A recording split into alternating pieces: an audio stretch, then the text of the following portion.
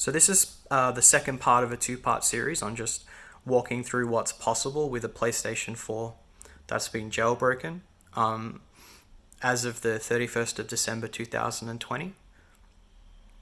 This is running from a PlayStation 4 Pro, the 1TB model, running firmware 6.72. And this is Fedora 32. This is the ITmania release of Fedora 32 that I've customized. So normally this has a lot of Tron related backgrounds and more of a, this one is more of a minimal, I suppose, setup. Conky over here is set to be a bit more black and white with a black background, but it's still pretty. I prefer my backgrounds to be a little bit more minimal. This is a PlayStation 4 controller that I've set up over the Bluetooth on the PlayStation 4. A lot of people will say that a PlayStation 4 controller needs to be wired in terms for it to work with Linux, but with some configuration and some play, I've got this to work with the PlayStation 4 wirelessly through Bluetooth. And one of the things I think is really great is you can use the PlayStation 4 touchpad as a mouse touchpad. So if I wanted to go down, say, to the menu over here,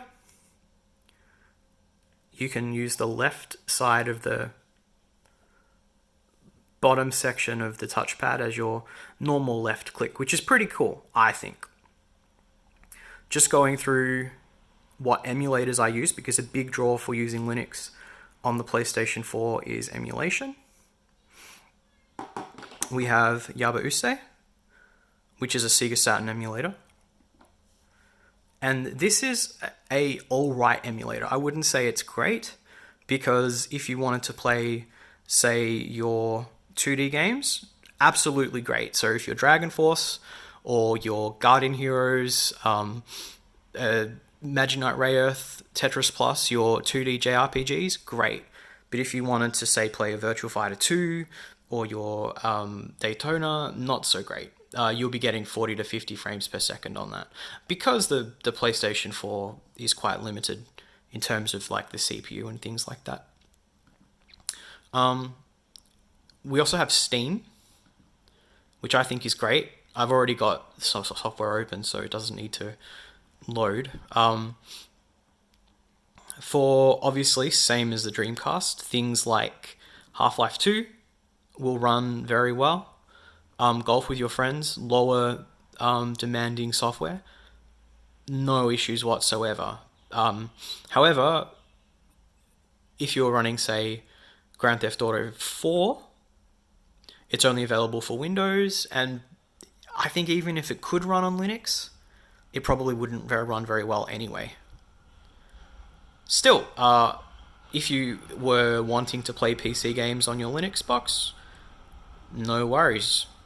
Retroarch, very much the same as my Orbis install. You can use my PlayStation 4 controller in exactly the same way. This is a separate one to the ones that I would normally use with my PlayStation 4, because you can obviously only connect one Bluetooth device at once. This one, the big difference is the the Dreamcast emulation. The Dreamcast emulation in the Linux version of Retroarch is much, much, much better. Games like Virtual Tennis, Virtua Fighter, these are the ones that I've tested. Soul Calibur I haven't tested, but Dead or Alive 2, not so great. There are games that work better than others, but still much better compatibility compared to your Orbis version. Crazy Taxi runs very well in this emulator also, which is quite nice. Another thing is I'm using this Logitech Bluetooth keyboard, which is a K600. It connects to Bluetooth. You can use a dongle, like a wireless dongle with this, but I'm using the Bluetooth connection. It works just fine. You might find that if you're using a Bluetooth keyboard or mouse, that you need to tamper with the Bluetooth drivers a little bit so it doesn't disconnect at random, because Fedora has this great little problem where if you have your Bluetooth device connected, it will enable a power save function which disconnects your Bluetooth devices. That also applies to your controller. So you have to write a rule for that not to happen. If you're a Linux user, you shouldn't have any issues with that. But what I might do is write some tutorials on how to get that working a little bit better. Another emulator that we use, which I find great, is PPSSPP, which is a PlayStation portable emulator. It's very easy to set up. This one's probably the easiest of the emulators that come with ITmania's release of Fedora 32. A thing that I love about this emulator is that you can change the resolution to 10 times that of the PSP standard resolution, and it looks really good, even on a TV with running 1080p with Linux. It looks much better than you think. I recommend playing around with that a little bit. We also have Google Chrome here. Whoops. If I can get to it, sorry. Here it goes. One of the things that I found to be a little bit annoying with Katjaro was that YouTube wasn't running very well. So if we were to, I don't know, let's try this video. You'll see that even with Google Chrome, it runs quite well.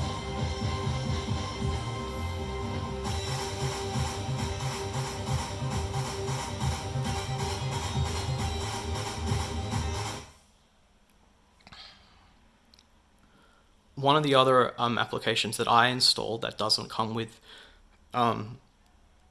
ITmania's release is this backup program. So you can make backups of your Linux install in case you break something through updates or something silly like that. Click the mouse.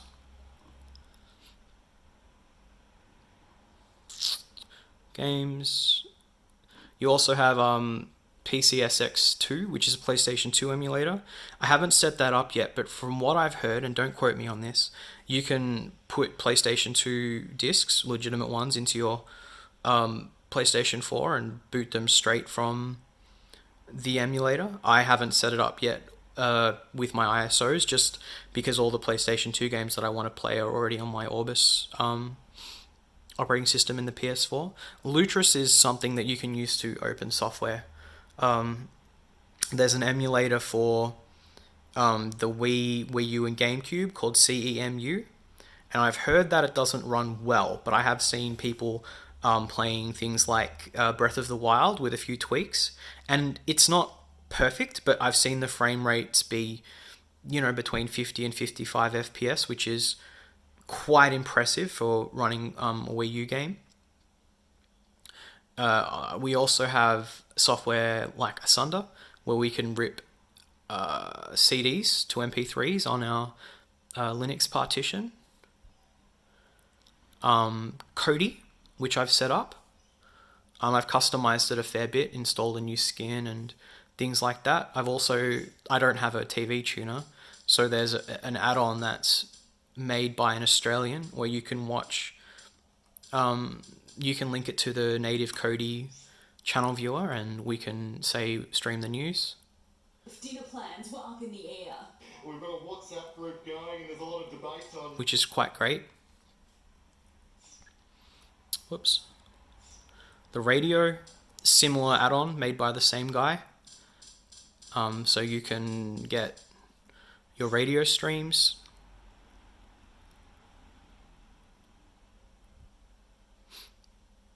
And these stream straight from online.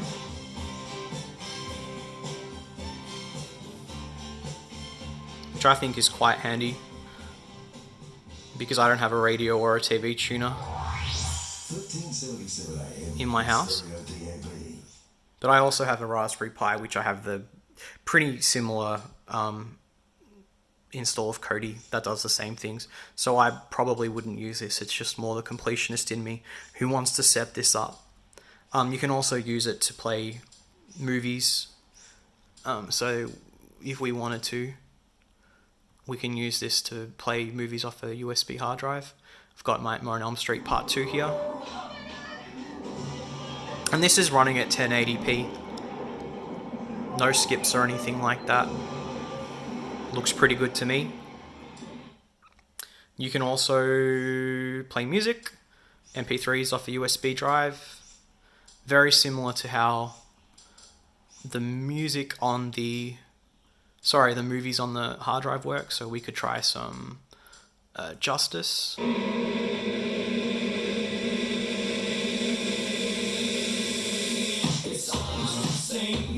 Same, works fine. These are actually FLAC files. These are FLAC files and not MP3s. Sounds great to me. I'm not sure how it records.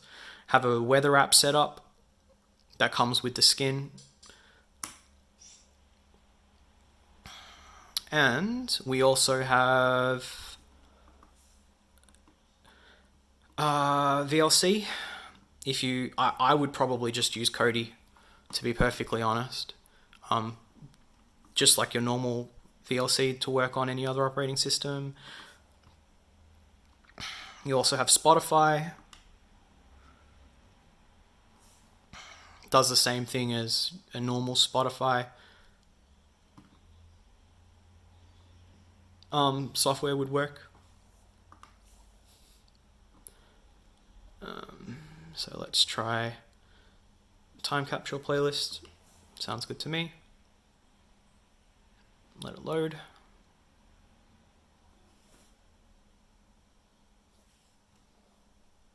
It's taking a little bit too long.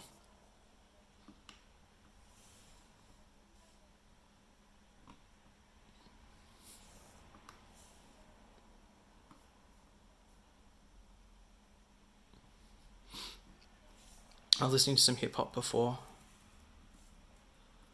I had this one on. This sounded pretty good. Regulators. You regulate any Works great. property. We're damn good too. But you get some Skip forward.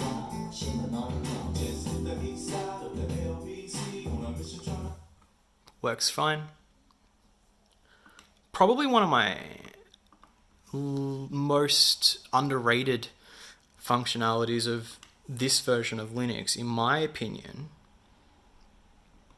is actually, if I can find it, oh, it's down here anyway. I'll just put this over here, is TeamViewer. So what you can do with TeamViewer is you can operate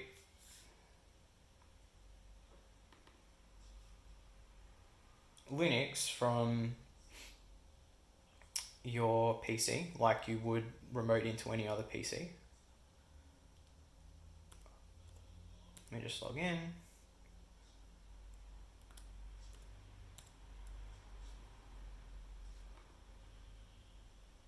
So I have this connected to my laptop right now. And as you can see, the mouse is moving here. So if you don't have, say, a Bluetooth connection, you can use your regular laptop to operate the keyboard. So if I went down here, obviously there would be some input lag, but it's still kind of handy. And you wanted to just say this works. Hang on, let me just full screen that so it's easier to see.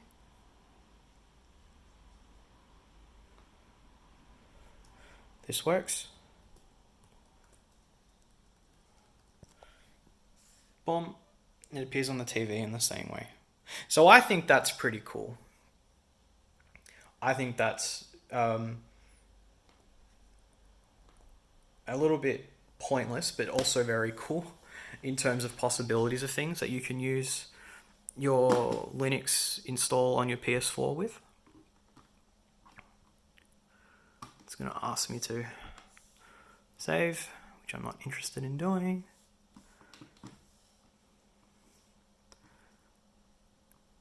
And of course, probably one of the most handy things that I've installed by myself that don't come with the ITmania release is this backup software. So if you break your installation of Linux for whatever reason, maybe you update the wrong thing, I got everything working and I made a backup, which is quite handy. And of course, you can boot back into Orbis through the reboot function on your menu, and it works just fine. Takes a little bit of time sometimes, if you've got, software open or anything like that for it to reboot correctly.